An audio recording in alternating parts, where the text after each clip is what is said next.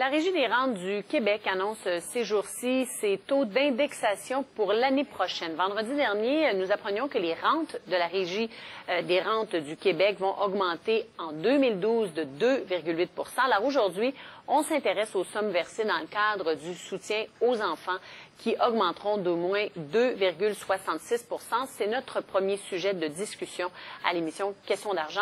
Et pour y voir plus clair, nous joignons de nos studios de Québec Pierre Turgeon, porte-parole de la Régie des rentes du Québec. Bonjour, M. Turgeon. Bonjour, Mme Lemieux. Alors, d'abord, il faut nous expliquer de quoi il est question quand on parle de soutien aux enfants. Bien, le soutien aux enfants, c'est ce qu'on connaissait dans le temps, vous et moi, sous le vocable allocation familiale. Alors, ce qu'il faut comprendre, c'est que c'est un programme qui fait partie de la politique familiale du Québec. Ce sont des sommes d'argent qui viennent du ministère de la Famille.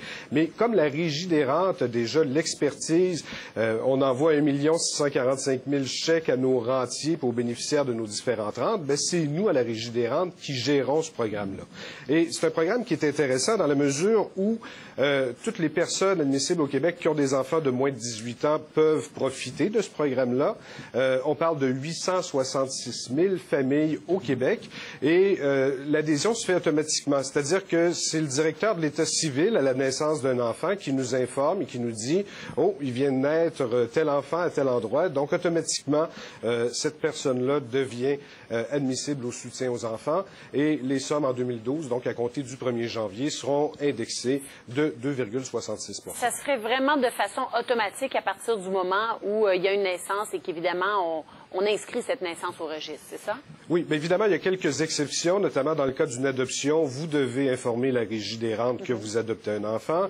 Même chose aussi si votre situation conjugale change. En cas de séparation, en cas de divorce, en cas de changement dans la garde partagée des enfants, vous devez nous avertir et à ce moment-là, on fait les ajustements qui sont nécessaires. Et vous l'avez peut-être dit, là, mais c'est des sommes qui vraiment dépassent les milliards de dollars à chaque année versés par le gouvernement? Bien, ce sont toujours des gros chiffres. Hein. Si on parle de 866 000 familles qui reçoivent le soutien aux enfants sur une base annuelle, ça peut représenter 2 milliards de dollars. Évidemment, le chèque mensuel ou trimestriel, selon les choix que vous ferez, va dépendre beaucoup de votre situation personnelle, du nombre d'enfants en charge, de la situation des gardes et de votre revenu familial. Bon, il faut comprendre effectivement comment on calcule tout ça, mais ce que je comprends, c'est qu'on aura au moins ce 2,66 % pour 2012. On a préparé des données, mais il y a toujours des montants minimum et maximum auquel on a droit, là. Oui, absolument. Et si vous nous le permettez, on va y aller le premier tableau qui montre les seuils minimums, c'est-à-dire que pour un enfant, ça peut pas aller vraiment en bas de ce qui va être indiqué à l'écran. Donc, voyez-vous, on commence par le soutien minimal. Alors, un enfant, c'est 635 $ au moins. Pour les 2 enfants et enfants suivants, on parle de 586 $. Et le supplément mensuel pour un enfant handicapé, on pourra peut-être y revenir, c'est 179 $. Ce sont les nouveaux chiffres pour l'année 2012. Bon. Comment le calcul est fait, là? Bien, voyez-vous, lors de notre dernière rencontre vendredi dernier, on disait que les rentes de la Régie des rentes augmentaient de 2,8 % et celles du soutien aux enfants aujourd'hui, je vous annonce qu'elles augmentent de 2,66 %. Il y a une petite variation parce que c'est pas la même loi, c'est pas le même programme. Essentiellement, pour pas me tromper, je vais vous le lire, le taux d'indexation pour 2012 correspond à la variation en pourcentage de l'indice des prix à la consommation du Québec sans l'alcool et le tabac pour la période comprise d'octobre 2010 à septembre 2011.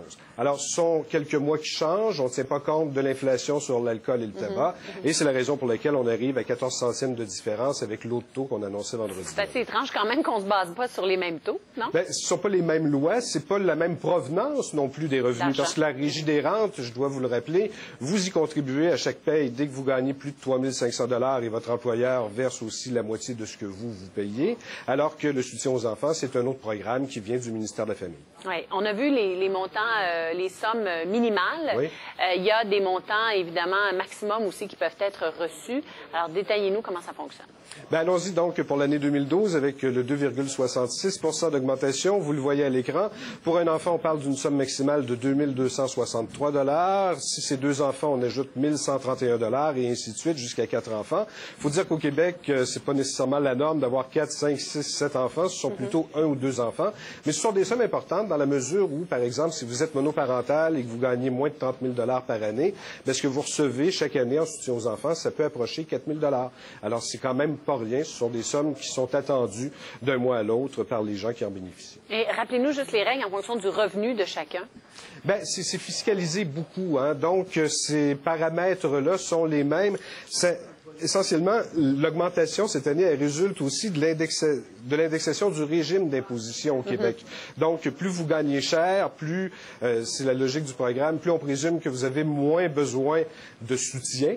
Alors, vos sommes seront moindres. Par contre, plus vous êtes à faible revenu, bien, plus le programme pour vous sera généreux. Voilà, vous avez parlé de moins de 30 000 et moins. Ce sont les montants, là, les montants maximum que vous avez présentés, dans le fond, auxquels on aurait droit, si je comprends. C'est ça. En fait, il y a des différences selon que vous êtes une chef de famille monoparentale ou que vous êtes biparental, que les deux ont un revenu. Donc, vraiment, c'est la raison pour laquelle c'est pas la même chose d'une famille à l'autre et même d'une personne à l'autre. Oui, vous vouliez revenir sur le supplément pour enfants handicapés. Bon, ce supplément-là augmente aussi en fonction de l'inflation?